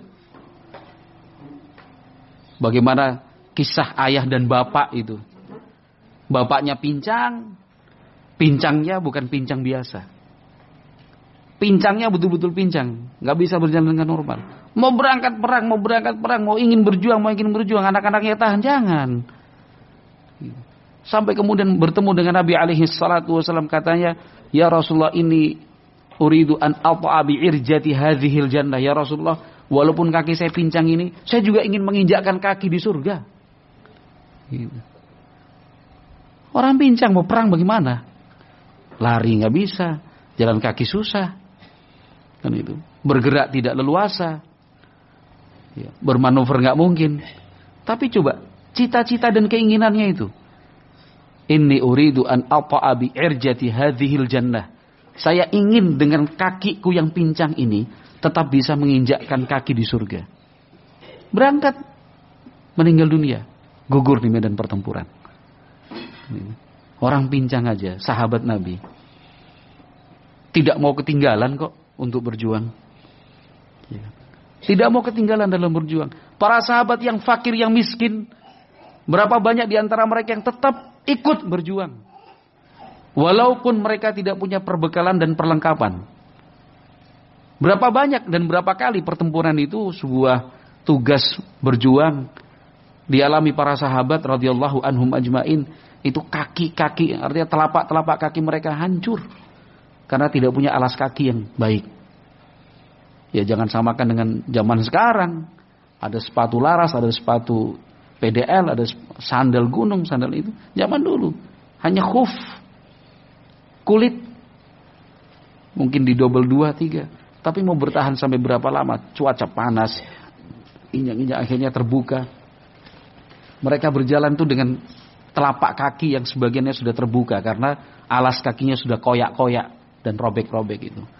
Udah tahu sendiri kan kalau orang sudah jalan kaki lama sekali, ya, baru panas, sudah penuh dengan luka-luka ini, sudah pasti becek, pasti berair. Tidak mengeluh mereka. Bekal makanan terbatas. 1 butir kurma dipakai untuk 10 orang. Hanya sekedar diisap saja. Bukan digigit, diambil daging kurmanya. Banyak dari mereka yang makan daun-daunan. Sampai mereka kemudian buang air berdarah. Ya, berak darah. Radhiyallahu anhum ajmain. Kenapa? Karena tidak mau ketinggalan dalam berjuang. Tidak senang hati, tidak tenang kalau hanya sekedar duduk-duduk saja menjadi penonton, mendengar. Ya kan? Cuma dapat cerita, wah katong kemarin ada begini. Oh, gitu. Atau bahkan sengaja menghindar. Ya, duduk di rumah dengan istri, dengan anak. Keluarga lebih didahulukan. Ya ada waktunya masing-masing, saudara. Gitu. Ada waktunya untuk keluarga, ada waktunya untuk ibadah, ada waktunya untuk tetangga, ada waktunya untuk bekerja. Ya. Semua ada haknya masing-masing. Fa'ati kulladzi haqqin haqqahu. Nabi Muhammad alaihi salatu wasallam berpesan, sudahlah berikan haknya masing-masing. Ada waktu kita harus istirahat. Haknya badan. Jangan diforsir terus. Semangat boleh. Ya. Punya tekad yang kuat silahkan. Tapi jangan sampai kemudian merusak modal. Apa itu? Kekuatan fisik. Saatnya istirahat, tidur. Walaupun sebentar tidur, istirahat. Ketika harus bangun, bangkit, berdakwah. Ada waktu buat keluarga. Dimanage, diatur sedemikian rupa. Keluarga bukan cuma dibiarkan begitu saja tinggal mengikuti irama yang kita buat, bukan. Tapi dibicarakan. Disatukan visi dan misinya. Sejak sebelum menikah sudah punya visi misi. Setelah menikah disamakan persepsi hidup. Setelah berjalan evaluasi lagi bersama. Kan itu. Minta maaf, mohon maaf istriku. Ya. Karena kan kita ingin masuk surga. Masuk surga itu ya perlu perjuangan. Biarkan saya terlibat dalam dakwah. Kakak jadi apa? Keamanan toh. Kan gitu. Istrinya panggil tetap kakak Mato. Kakak apa? Keamanan. Gitu. Keamanan apa? Ustadz ada panggil. Ustadz Usama panggil. Ustadz Usama panggil apa? Pijitan tua. Ustadz Aib panggil. Ih, kakak ini kenal dengan semua Ustadz. Apa? Pijit. Jangan dikira pijatan itu sia-sia, kakak. Itu mengembalikan kekuatan, merefresh dan menyegarkan fisik, recovery, perjalanan jauh, capek segala macam. Dipijat, segar kembali, alhamdulillah. Itu mengambil peran dalam dakwah itu. Jangan dianggap enteng itu. Ya. Sudah, kan menyamakan persepsi. Sudah, tenang. Saya tidak akan kemana-mana. Kan itu, supaya kita juga bisa masuk surga sama-sama. Istrinya juga didorong, kamu juga. Kalau kamu bisa bantu di Pondok Putri sana, bantu di Pondok Putri. Bisa apa? Apa bisamu? Menyapu kah? Ya. Kasih diam anak-anak kecil yang menangis itu. Terserah, apa yang bisa kita lakukan, kita lakukan. Itu namanya berdakwah ilallahi azza wa jalla. Para sahabat tadi, ya, mereka yang fakir miskin, nggak mau ketinggalan. Yang betul-betul tidak mampu, Dan Rasulullah Shallallahu Alaihi Wasallam juga menyatakan tidak bisa membantu. Mereka pulang itu menangis. Maka Ibnul Qayyim dalam Zadul Ma'ad menyebut mereka sebagai al-bakaun. Para sahabat yang menangis terseduh-seduh. Mereka mau ikut berangkat ke perang Tabuk bersama Nabi Muhammad SAW, tapi tidak punya modal. Yang namanya berangkat berjuang itu kan butuh modal. Kita kan terlibat dalam kepanitiaan apapun dalam dakwah ini juga butuh modal. Paling nggak bensin. Apalagi sekarang bensin harus antri lagi daripada subuh sampai jam 8, 2,5 jam. Itu pun belum tentu full. Dibatasi lagi. Panitia juga nggak bagi-bagi uang. Panitia masohi mengundang ikhwan-ikhwan untuk hadir dalam acara daurah ini, bensin diganti oleh panitia. Nggak ada kan pengumuman seperti itu? Nggak ada. Bahkan panitia yang bilang, ya mungkin ada yang mau ta'awun silahkan. Gitu. Bukan malah bagi-bagi uang bensin. Artinya kita mau berdakwah itu tetap ada yang kita korbankan. Kita ada yang korbankan. Ya uang lah, ya waktu lah, pekerjaan kita tinggal. Nggak dapat gaji. Karena 1 hari, 2 hari, 3 hari kita tinggal pergi. Nah para sahabat ini mau ikut perang bersama Nabi, tapi nggak punya bekal apa-apa. Kan nggak mungkin cuma asal berangkat saja. Alas kaki, baju perang, alat perang, kasih tinggal uang untuk keluarga, kan begitu. Kemudian logistik, makanan, minuman. Nabi Muhammad mengatakan ma ajidu ma ahmilukum alaih. Nabi Muhammad mengatakan, saya nggak punya apa-apa untuk membantu kalian. Saya juga sudah habis. Itu tawallaw wa a'yunuhum tafidu minad dami hazanan alla yajidu ma yunfikun. Mereka pulang ke rumah itu nangis. nangis. Bukan nangis buat-buat, bukan nangis buaya, bukan menangis yang dibikin-bikin, biar kelihatan supaya dikasihani, biar kelihatan sungguh-sungguh serius. Pokoknya ana sing bisa Ustaz, ana nggak mampu, afan Ustaz, afan itu. Pas Ustaz pulang, dapat tipu. Bukan seperti itu. Ini mereka, para sahabat itu betul-betul menangis. Kenapa? Sedih. Karena tidak bisa ikut beribadah. Sedih. Karena tidak bisa ikut terlibat dalam dakwah. Jadi pas ada kegiatan tahun misalkan, ya, ngecor masjid di mana, misalkan di Hanunu, misal saja, semua berangkat, dia sakit.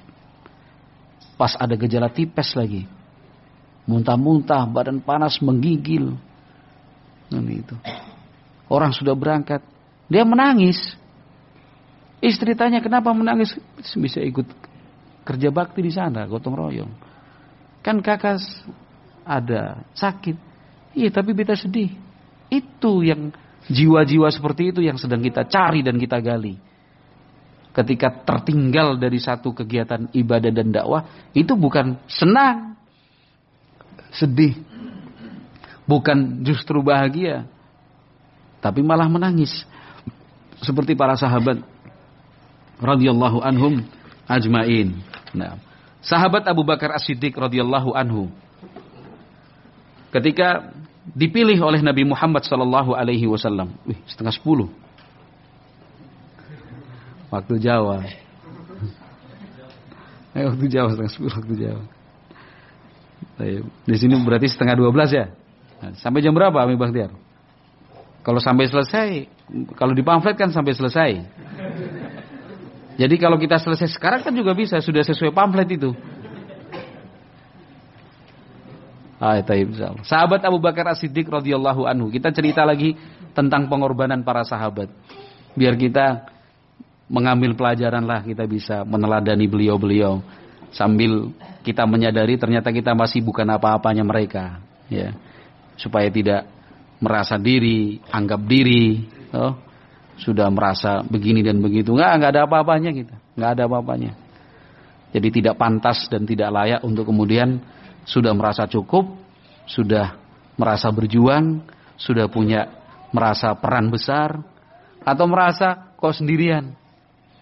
Mana yang lain? Maunya kalau ada kegiatan kenapa cuma kita-kita saja? Di grup isi 150, tapi kalau kerja bakti tahun yang datang cuma 17 orang. Iya kan? Ini ikhwan satu komplek ini ratusan. Tapi kalau pas jaga ronda malam yang datang cuma 2-3 orang, yang lain kemana? Kan itu. Ini ikhwan banyak ini, tapi yang taklim mana? Separuh saja tidak ada. Nggak usah dianggap. Pahala tidak akan tertukar. Ya, pahala tidak akan tertukar. Tugas kita cuma mengajak, tugas kita mengingatkan di grup maupun di Japri. Perkara tidak datang sudah bukan urusan kita. Urusan kita cuma mengajak. Fadzakir innama anta mudzakir lasta 'alaihim bimusaitir. Udah itu ulang-ulang aja. Ya. Sejuk di hati. Karena menyadari apa sih tugas kita? Tugas kita cuma mudzakir, cuma menyampaikan, hanya mengingatkan, selesai. Bukan hak kita untuk memaksa-maksa. Lasta 'alaihim bimusaitir. Udah sampaikan, ajak. Dari 150 anggota grup, yang datang cuma 10, ada undangan rapat, ya, yang datang cuma separuh, ada undangan orang tua wali santri itu untuk ikut kajian, yang datang cuma 1/4, ya kan? Itu di setiap tempat begitu. Di setiap tempat pasti begitu, dan setiap zaman demikian. Ya. Memang terpilih, ya, memang terpilih. Jadi kita perlu sesering mungkin untuk mengkoreksikan diri, ya. Mengkoreksikan diri dengan teladan-teladan salaf kita. Ya. Nilainya berapa sih kita? Ya jelas nggak ada apa-apanya. Tapi paling tidak kita semakin mengerti kadar diri. Az-Zahabi rahimallahu taala dalam Syiar A'lamin Nubala jilid 2 halaman 290 ketika menjelaskan tentang biografi sahabat Abu Bakar As-Siddiq radhiyallahu anhu. Siapa tadi yang apa? Waktu ditanya sahabat yang paling disukai siapa? Abu Bakar As-Siddiq. Siapa? Ahyar. Oh iya. Kenapa tadi? Jawabannya kenapa? Jangan kasih tahu. Kalau anak ingat. Apa jawabanmu tadi? Oh? Jago, betul. Katanya, sahabat yang paling kamu suka siapa? Abu Bakar As-Siddiq. Apa alasannya? Jago. Oh, itu dah. Bagus, alhamdulillah. Pokoknya masing-masing kita itu harus cinta dengan sahabat. Jangan cinta dengan pemain bola. Ya, pemain bola dari Tulehu siapa yang terkenal? Pura-pura tidak tahu atau tidak tahu betul? Hah? Sing tahu? Jangan tahu lah. Sudah. Kamu taunya sahabat-sahabat Nabi aja, nggak usah tahu pemain-pemain bola itu. Sebagian besar kan orang kafir kan? Betul nggak? Nah, sudah kenal saja Abu Bakar As-Siddiq, Umar bin Khattab, Utsman bin Affan, Ali bin Abi Thalib, sudah. Itu sudah lebih dari cukup. Coba tiru Suhaib bin Sinan, tiru Ibnu Ummi Maktum tadi, sudah berapa sahabat itu? Dua. Tambah sekarang Abu Bakar As-Siddiq, akhirnya ya jago. Gitu. Ikut orang-orang jago biar jago. Kata umpung anak satu ini bahasanya jago, ya sudah, katanya ikut saja. Taib. Az-Zahabi rahimahullah dalam Syiar Alamin Nubala menyebutkan riwayat dari Asma bintu Abi Bakar. Asma bintu Abi Bakar radhiyallahu anhu.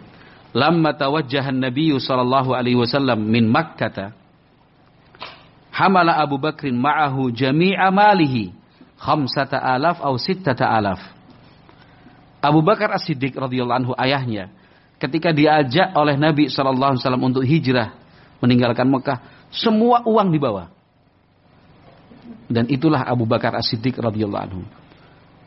Itulah Abu Bakar As-Siddiq radhiyallahu anhu. Dalam setiap kesempatan, bukan cuma sekali dua kali ya. Dalam setiap kesempatan kalau ada ajakan untuk ta'awun dalam bentuk dana, semua uang yang di rumah diambil, dibawa, dikasihkan. Jadi jangan dipikir cuma sekali aja peristiwa itu. Itu berkali-kali dan selalu begitu. Abu Bakar As-Siddiq radhiyallahu anhu. Maksudnya uang cash ya. Beliau kan seorang pedagang. Bukan berarti kemudian memiskinkan diri, bukan, lain lagi. Karena beliau sebagai seorang pedagang mengerti, faham betul. Ada pengeluaran, ada pemasukan. Sekarang uang uang yang ada di rumah semua ambil semua, kasih semua. Tapi beliau sudah punya hitungan, nanti kan datang lagi. Masih punya bahan makanan. Tetap ada perhitungan. Jangan cuma ikut-ikut saja tapi sing ada perhitungan. Sahabat Abu Bakar itu ada perhitungan lain. Nah, jangan mau ikut-ikut sudah, pulang dari sini pokoknya bilang sama istri, emas perhiasan kasih keluar. Uang di laci ada berapa juta itu. Katong ke ATM dulu apa? Kasih kuras isi ATM. Kenapa? Katong sumbang ini pembangunan di Kebun Cengkeh ini. Sekarang pembangunan apa sekarang Ustaz di sana Ustaz? TN, pembebasan kah tanah atau pembangunan? Pembebasan tanah, bikin bangunan semua sudah. Udah kasih keluar semua sudah. Kenapa kakak? Sudah. Kita tiru Abu Bakar Siddiq. Sudah semua orang sudah dikasihkan pulang ke rumah. Beta lapar adik, sehingga ada makanan kakak. Beli nasi kuning, sehingga ada uang. Bagaimana tidak ada uang? Kakak tadi bilang suruh kasih semua. Oh iya, sudah baru menyesal. Seharusnya tadi tidak semua. Iya kan anak sudah bilang, tapi kakak yang mau. Iya betul Ya tidak seperti itu. Nah, kita tiru seutuhnya.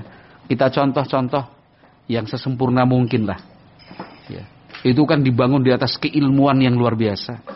Ketakwaan dan ketawakalan yang hebat. Itu kita bentuk dan kita pupuk dulu. Dan ada kesempatan sampai ke sana. Abu Bakar As-Siddiq itu kalau diajak untuk bahasa kita ta'awun, pembukaan donasi, pulang ke rumah apa yang ada bawa semua. Toh nanti ada lagi. Ya kan?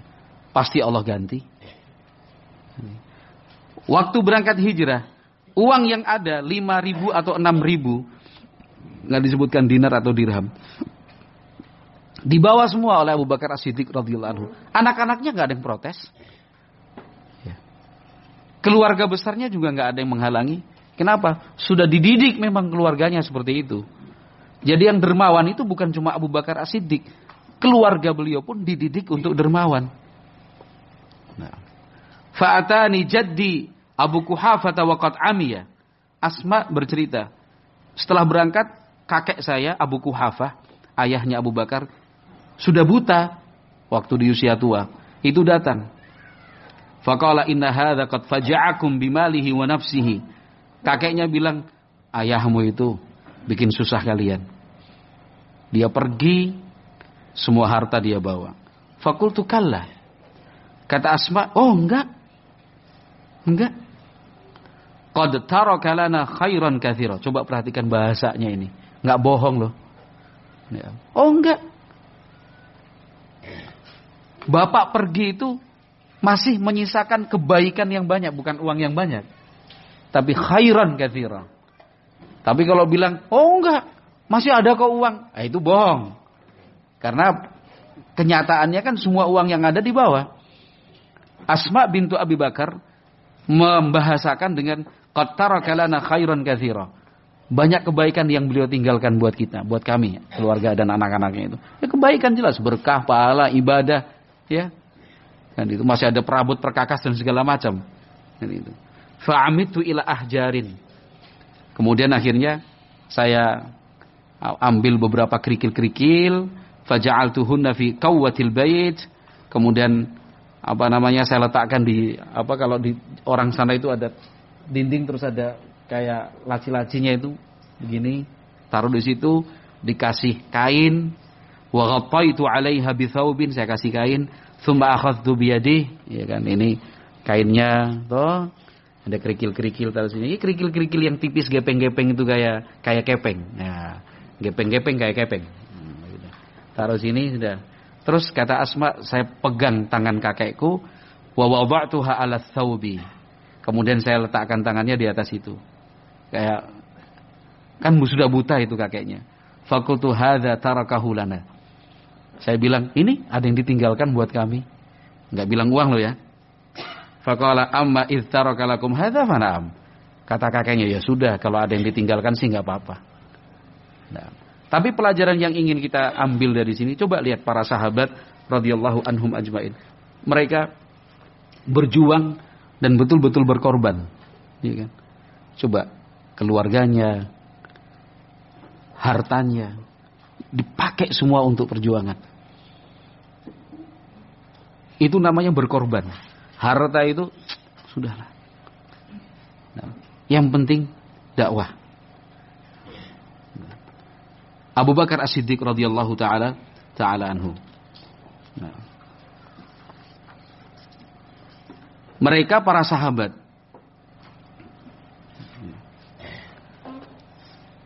mengajarkan untuk kita juga bagaimana sikap sabar, istiqomah. Walaupun di saat-saat yang paling susah, meskipun di hari-hari yang sangat berat, itu bukan jadi alasan mundur apalagi menghindar. Itu bukan alasan untuk kemudian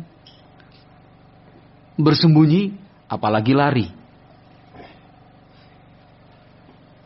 Justru di saat-saat yang sulit dan rumit itulah akan terlihat ya, siapa yang benar-benar pejuang dan siapakah yang memang bersifat pecundang. Jangan hanya ketika senang muncul, ketika ada masalah hilang. Duduk sama-sama, pikirkan bareng-bareng. Nah. Disebutkan oleh Al-Imam Az-Zahabi rahimallahu ta'ala dalam Siyar A'lamin Nubala juga. Jilid 1 halaman 422. Disebutkan riwayat dari Ibnu Umar radhiyallahu anhuma. Qala sahabat Ibnu Umar mengatakan, ra'aitu Ammaran yaumal yamamati ala sakhratin wa qad ashrafa yasihu. Kata Ibnu Umar, saya melihat dan menyaksikan langsung sahabat Ammar bin Yasir berdiri di atas sebuah batu yang tinggi, ya, sehingga bisa terlihat oleh banyak orang. Kapan itu? Yaumal Yamamah, pada perang Yamamah. Mana Al-Farisi tadi? Perang Yamamah itu perang apa? Perang Yamamah itu perang apa?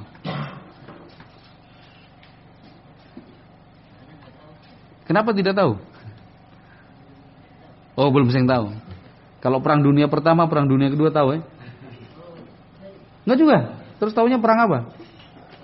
Perang Lehitu? Perang Salahutu? Terus perang Banda, zaman Belanda dulu. Oh, enggak tahu. Terus perang apa tahunya? Saya tahu perang. Oh, di zaman antum tidak ada perang lagi. Walaupun sejarah. Ibnu Baharuddin S. Perang Yamamah itu perang apa? Enggak tahu juga. Syawal. Wallahu a'lam bissawab. Bagus. Kakak Mato boleh nih. Mana Kakak Mato? Kakak Mato, perang Yamamah itu perang apa? Perang apa? Sabuk. Oh, bukan, lain lagi. Perang Yamamah. Santri yang jawab perang Yamamah. Oh, ini semua. Di sini ada buku Sirah Nabawiyah enggak? Loh, wajib itu. Wajib ada. Sirah Nabawiyah enggak ada di sini. Saya enggak ada. Itu wajib ada. Di setiap rumah muslim itu harus ada. Harus ada. Ngakunya cinta sama Nabi Muhammad, tapi nggak tahu sirahnya, ya repot. Ya kan? Bagaimana mau kita cinta sama Nabi Muhammad kalau kita nggak tahu sirahnya? Setiap rumah itu harus ada. Setiap pondok harus ada. Setiap masjid harus ada. Harus ada. Kalau taklim kalian habis apa aja? Taklim, jadwal taklimnya. Siapa namanya tadi? Muhammad Afifuddin. Nah, betul. Nah, ingat. Kapan lagi katong panggil Muhammad Afifuddin tambah Ustadz? Ya? Ini langsung panggil, Muhammad Afifuddin. Ternyata namanya Muhammad Afifuddin. Mungkin antum pun orang tua, ingin antum seperti Ustadz Muhammad Afifuddin, insyaallah ya. Insyaallah. Muhammad Afifuddin, Ustadz. Ya. Amin. Bilang amin. Nah, sudah. Harus optimis. Jadwal taklim di sini jam berapa saja?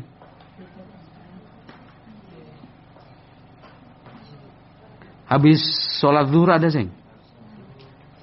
Jangan ada. Habis sholat asar? Di bawah saja. Di sini? Sing ada. Habis maghrib? Maruja. Habis isya? Nggak ada. Hah? Nah, ini usul sama mana Ustadz Ahmad? Nah, usul Ustadz Ahmad. Ami Ubed, Ami siapa Maulana, Ami siapa? Hananto. Nanti eksekusinya Ami Bakhtiar. Mana Ami Bakhtiar tadi? Oh, sudah paling sibuk sudah ya. Itu disiapkan terjemah Sirah Nabawiyah 1 di sini. Oh, Sirah Nabawiyah disiapkan 1 di sini, taruh di atas mimbar situ. Sirah Nabawiyah kan sudah diterjemahkan sekarang. Cari yang murojaahnya Ustadz Muhammad Afifuddin. Nah, itu yang recommended itu. Yang terjemah dari Mubarak Furi rahimahullah. Itu kan sudah dimurojaah sama Ustadz Afifuddin itu. Taruh di sini. Lah, manfaatkan, kalian kan cuma 14 anak. Toh? 14 santri, betul enggak? Betul. 14 santri. Bergantian maju ke depan baca. Selesai sholat zuhur, selesai sholat asar, selesai sholat itu jangan bubar dulu. Gantian maju, dibuat jadwal. Ini ada Ustadz Hasan juga. Dikasih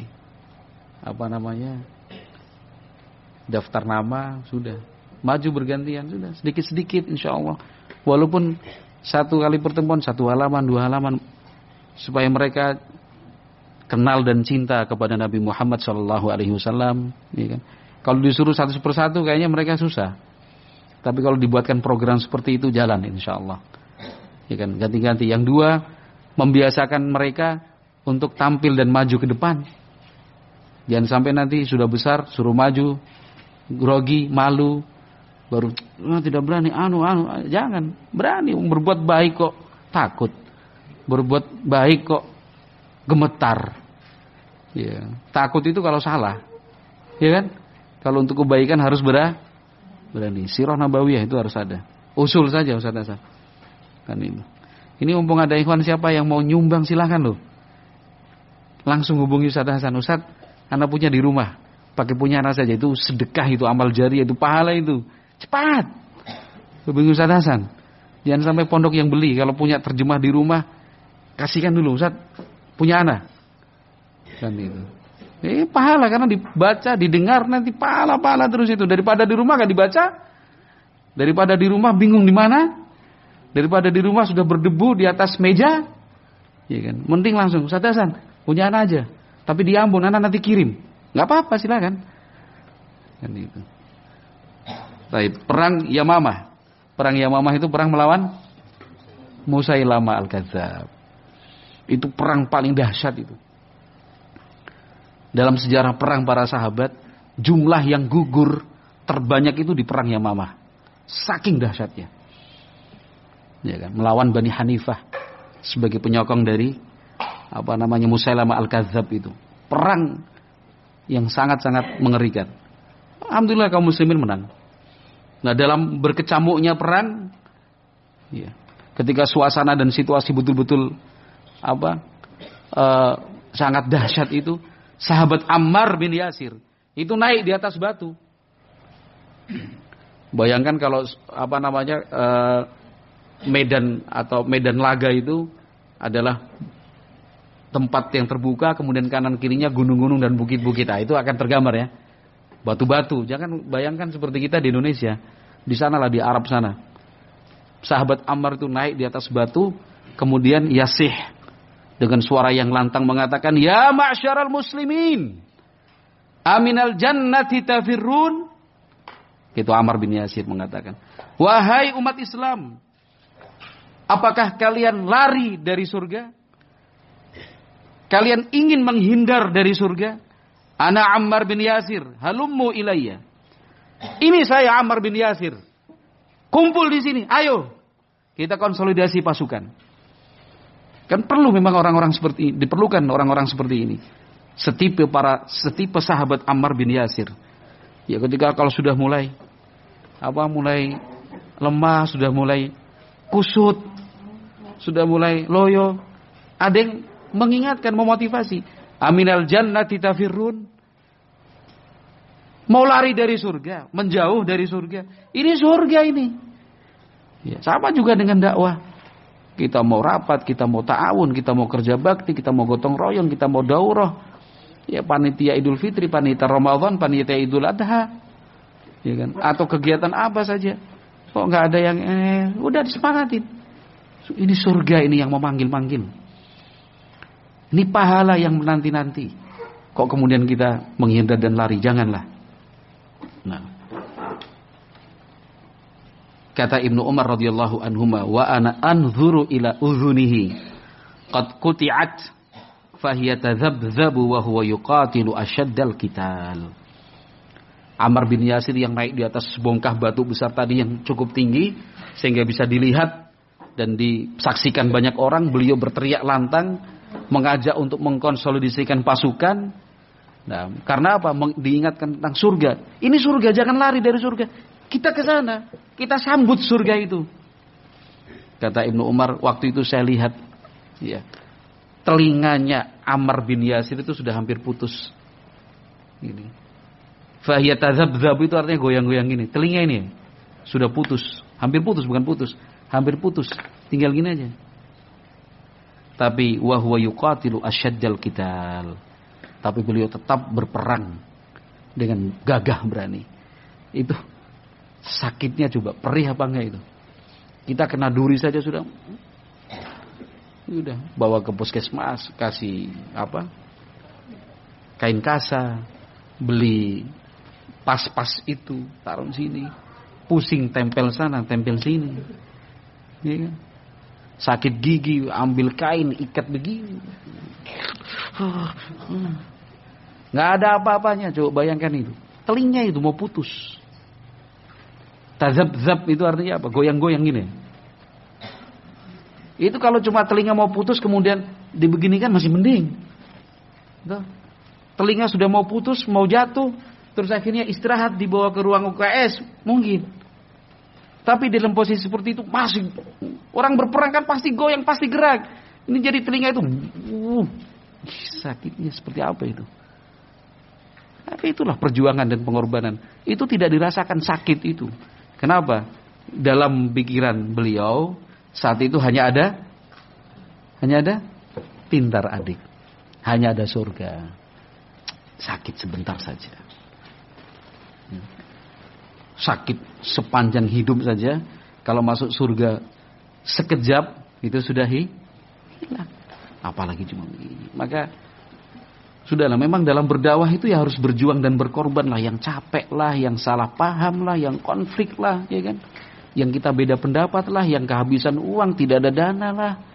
Apalagi nanti yang ternyata salah hitung, gagal perkiraan. Sampai begini dan begitu, itu sudah resiko, nggak apa-apa.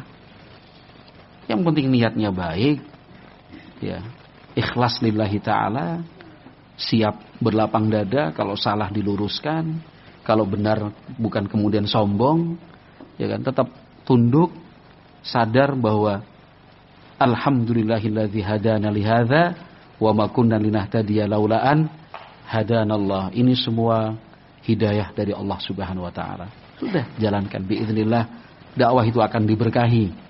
Ya, dakwah itu akan dijaga oleh Allah Subhanahu wa taala. Wallahu a'lam bishawab. Kita cukupkan sesi yang pertama ini.